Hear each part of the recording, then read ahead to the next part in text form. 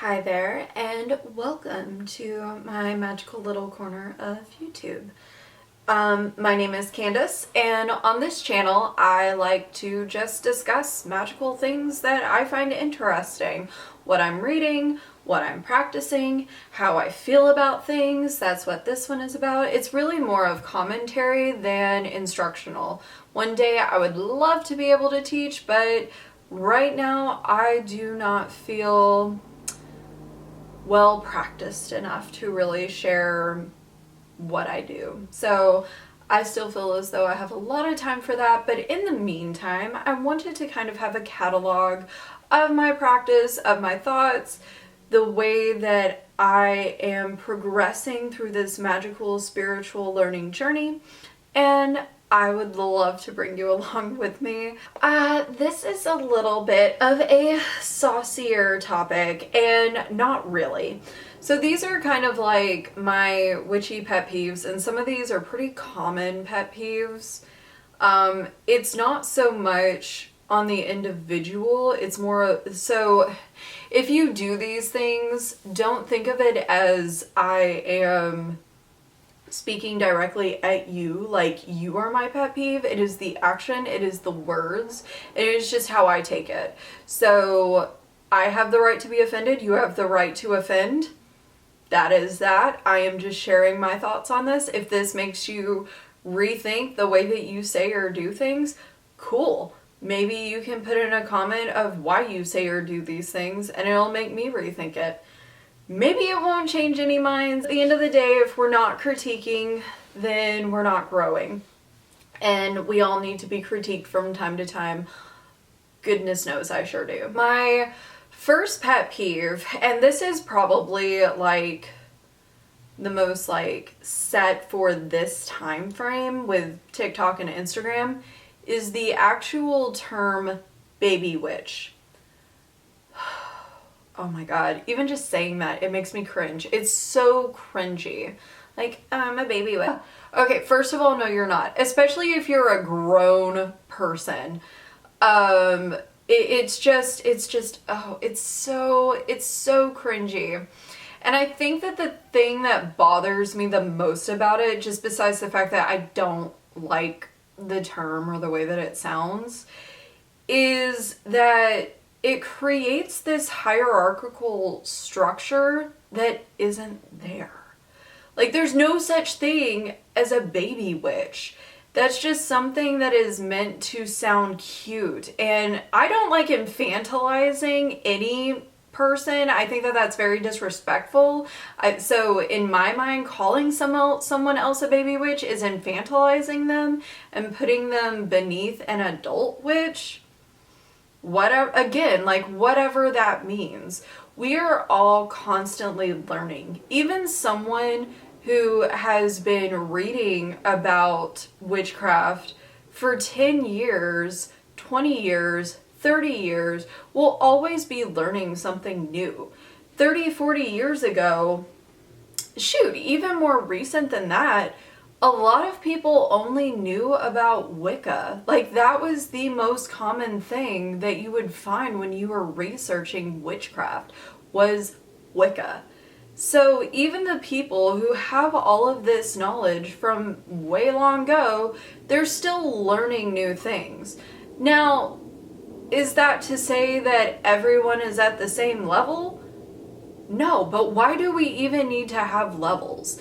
Everyone brings their own piece of the pie. Some people are naturally inclined to one practice or another. Some people are going to be better at getting attuned to nature. It may be natural. Some people are going to be more attuned to divination.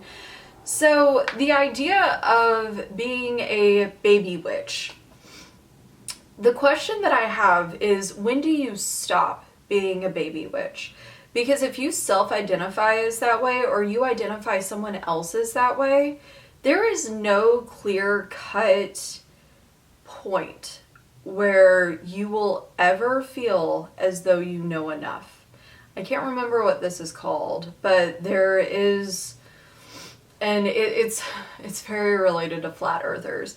But the notion of the more you know, the less you feel like you know, the less you know, the more you think you know. So if you're constantly learning, you're constantly going to feel as though there is just even more not to know. When I watch an informational YouTube video or I read a book, I'm taking notes on things that I need to research. I may have read one chapter about one thing, and now I have a list of 10 things that I need to go and research that I feel like I don't know about. This has kept me in a cycle of thinking that I don't know enough to practice for so long. So the advice to like just go ahead and do practice, don't like do your craft, don't like wait for some magical moment where you're going to no longer be a baby witch. Rant over on that. I feel like I got my point across. So the next one is pretty common, and that is witch shaming or gatekeeping. Okay, there are some things that are just like clearly wrong, and that is the idea that like all people who practice Norse paganism have to be of Norse pagan descent. Like, that is just clearly wrong. You should not be gatekeeping. And on the other side of that, I don't think that you have to absolutely be of West African descent to practice voodoo. Do I personally do it? No, it's not something that I'm drawn to. Do I pull from it? Maybe, without knowing. But I just feel like the idea of gatekeeping and witch shaming, like the way that you do something is the way that it has to be done, that's silly. That doesn't make any sense. If you want to think that way, then join one of the major 3 religions. Go be with them. They have doctrine. They have like set rules that you have to follow. We don't. So the exception that I will make for that are practices like Wicca, who have very clear rules. I would even say to a certain extent Satanism has those rules as well, but they do have some like leeway in theirs to where if a rule is outdated and you can make it better. And I'm speaking specifically to the tenets of the Satanic Temple. But yeah, I mean, why be like that? Why do you want someone to practice the same exact way as you? I don't want to practice the same exact way as someone else. And I certainly don't want someone to do exactly what I do, because there's no way that that's going to be what's best for them. And when I say not gatekeeping certain practices or paths, that doesn't mean that everything is up for grabs. I think that you need to practice these paths, whether that be voodoo, shamanism, animism, Norse paganism, with the respect that those paths are entitled. And you need to learn it from people who know what they're talking about. So that is not an excuse for appropriation. Just wanted to like put that out there because I know that that can be confused. And so that goes into the third one. And that's like the inability to honor a practice's history. Like, I'm not saying that you need to know absolutely everything about Celtic religion and myths and legends. You don't need to like have that be living in your brain in order to practice it. And I choose that one specifically because that's what I'm currently learning about. But you need to like honor it. You need to give it the reverence that it deserves. Like, you're not, if you pull the practice, but you're not understanding where it came from, the culture, the legends and the myths, the way that it was actually used, then what you're doing is just vapid, in my opinion. It's very shallow, and you're not getting at the root of it. So not only is it disrespectful to those ancestors, to that culture, to those people, but I mean, it's not very useful to you either. So if you're not willing to put in the research time for it, maybe choose something else. I wasn't really willing to go down the path of researching the Viking Age and the Norse pagans as much as I thought that I would be. So I switched. And I feel much more tied to the Celts. Oh my gosh, this one bothers me so much. And that is constantly hating on Christians. Okay, so have the big three religions done terrible, heinous things, continue to do terrible, heinous things? Yes, abso-freaking-lutely. Does that mean that we need to constantly, ad nauseum, just be hating on them and making fun of them? No, it's childish. Once in a while, okay. But if I go another Yule and just seeing the same recycled memes over and over and over again about how Christmas is actually a pagan holiday and thank you for celebrating pagan. Okay, we get it. Like, the joke is just old. Not only is it just like lazy in my opinion, and like it's no longer funny. Like, it's played out. Like, come up with something new. But on the other hand, like, if we really believe that everyone should go the path that they feel personally pulled towards. Some people feel personally pulled towards Jesus, and that's okay. Some people feel personally pulled towards Muhammad, and that is okay. That does not mean that they follow every single thing that is in the Bible, the Torah, the Quran. It doesn't mean that. And we need to let people practice how they want to practice. At the end of the day, it's funny every now and then, but especially around the holidays. Oh my gosh, like Easter is coming up and I'm cringing on the inside just thinking about like how much Easter and Ostara. I think that these are good things to keep in mind on where these holidays came from. But when it comes with the demonization of Christians, it's unnecessary. Like, at the end of the day, we know it in the pagan community. Yeah, there are some for sure, there are some Christians who are not aware of the amount of damage that religion has done. Do they need to be educated? Yes.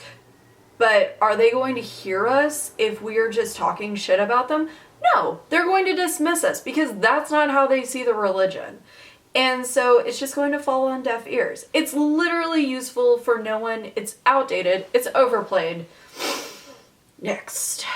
Ooh, reinforcement of binaries. Okay, so this is my next one. I fully believe that every single thing in this world lives on a beautiful little spectrum. There is no such thing as pure, unpure, good, evil. These are not exact. There is no one who is pure evil, pure good. I think I had good over here and pure over here, or evil over here. Either way, it just shows you that like everything exists on a binary, and our society is really progressing to this. So this is one of those areas where Wicca is definitely has fallen behind because they reinforce these binaries of the god and the goddess and the importance of these binaries. And we just don't need it. Like, we just don't need that anymore. We are past it. And that's where postmodernism comes into play, where we are kind of past these binaries. We are past these labels that do not fit us anymore. And that's one of the reasons why I kind of like paganism, because if you look at the deities themselves, a lot of them actually, they can switch gender. Loki is a very common one, who is seen as someone who switches gender back and forth between male and female. So unfortunately, a lot of the language that is used in some of the more dated literature, like I'm trying to work through Women Who Run with the Wolves right now, but yo, it is very much so of the mindset of, you're a woman, this is who you are spiritually. It does not take into account women who feel more masculine at certain times of the day, in certain situations, or men who feel more feminine. Like, it does not take that into account at all. And we do have newer writers who are coming out now. I would love to see, like, any suggestions that you have for any, like, literature that kind of talks about what I'm talking about, the gender and good and evil on the spectrum like this. Please feel free to drop that down in the comments. I would be like super, super interested in reading something along those lines. But we've got some newer authors and teachers who are starting to speak in those more spectrum-like terms, especially whenever it comes to sexuality. That's a very common one. And yeah, I feel like we're just past it, and it's time to move on past the binaries, and I can't wait for that moment when we do. Next one is kind of like a personal pet peeve that I have for myself, which may sound weird, but you'll get it. And that is the idea of having imposter syndrome. So especially before I kind of like... Okay, another pet peeve that I have is that I can't think of any other way of saying that, like, I came out as a witch besides the term coming out, which obviously is more... By the way, I've got to fix my angles because my hands are just kind of coming up randomly. Another self-pet peeve. But, like, is there another way to say, like, coming out as a witch besides coming out, like, of the broom closet and whatnot? 'Cause for me, that just sounds kind of insensitive. And I would like to have another way. But anyways, suggest other ways for me to say that in the comments below. But before I came out as a witch, for lack of a better term, I really felt like I had a lot of imposter syndrome. I was very clearly, like, atheistic. I was super not a Christian, like, made that clear. But a lot of the time I felt like an imposter because I couldn't fully embrace my magical witchy side. You know, I always felt as though I had this defense up, as though I always had, like, this barrier up. But I guess it's just a pet peeve that there are those of us who feel as though we have that imposter syndrome. And that loops back to the first example of, like, the baby witch. Like, if you're magical, you're magical. And again, that's on a spectrum as well. Like, maybe you feel more magical some days or certain times of the day, certain days of the week, and that's fine. But if you're magical, you're magical. And at the end of the day, I honestly believe that we all are in some facet or another. So the idea of having an imposter syndrome is just, it's so unfortunate, and it makes me so sad. Because there was at least 10 years of my life, probably closer to 15 years, where I did not fully embrace my magical self. And that makes me sad. But I'm getting there now. And that's part of what this YouTube channel is about. So, thanks. Okay, so this is another personal one. I was like, missing items in my circle. What does that mean? Okay, so this goes back to, like, the last video I recorded. But anyways, like, having to be a planner. Like, missing items whenever I create my circle. Now, again, you don't have to carve a door in your circle. If you step out and you step back in and you, like, close it, that's fine. But for me, once I step out of that circle, it's so hard for me to get back into the mindset, the intention, where I need to be at in my circle, in my ritual, my practice, my craft, whatever. So yeah, anytime that I have left something, whether that be a lighter, whether that be my salt. Did I leave anything last night? Oh, I didn't have napkins because I had to anoint a candle with oil. And then I was like, okay, well now my hand is covered in oil. And I didn't have a way to clean it off. And I was like trying to, luckily I had some napkins in my desk, but I was like trying to stay in my seated position while like leaning back to get some napkins out of my desk, and it was a whole ass mess. But anytime that I like have to get up and leave my circle, it's just so aggravating. But yeah, so that's like, I don't know. That's one that I don't have to deal with as much anymore because I do so much planning. Like, I script out my rituals and my practices. Like, I have exactly what I need. I go through, I plan everything like to a T, exactly what I'm going to use. And I write it all down, exactly what I want to say, if there are specific things that I want to say during a point. And I go through it and I make sure that I have absolutely everything that I need for this practice, for this working, before I sit down. And I'll usually double and triple check because that's the kind of person that I am. And now that I'm looking at this, something that I want to start doing is I want to start highlighting like the actual objects, the actual items, so that like I can just go through real quickly and be like, oh, I need sage. Oh, I need this and this. But then I'll end up forgetting my lighter. I always forget my lighter. And then at the very top, I don't want you to see exactly what I was doing, especially not with this one, but I talked in a previous video about how I always need to have water with me before I start practicing. And like at the very top, I don't know if you can see it. Go focus. It's not going to focus, but it says get your water, exclamation point, because I always have to have water with me because I always get thirsty. But anyways, those are my witchy pet peeves. And if you have any that I did not mention that are unique to you, feel free to leave them in the comment section below. If you have any thoughts about the things that bother me, by all means, share your thoughts. Let me know what you think about it. If you think I'm way off base, cool, tell me about it. And then let's see if maybe I can change my thought process on some of these things to where, I mean, most of these things don't actually bother me. It's like a fleeting thought, but still, yeah. Alrighty, so I thank you so much for joining me on this beautiful, maybe it's a beautiful day, I don't know, it's really cloudy, but I love cloudy days. And yeah, subscribe if you like this. I'm coming out with a video every single Wednesday until I no longer do that.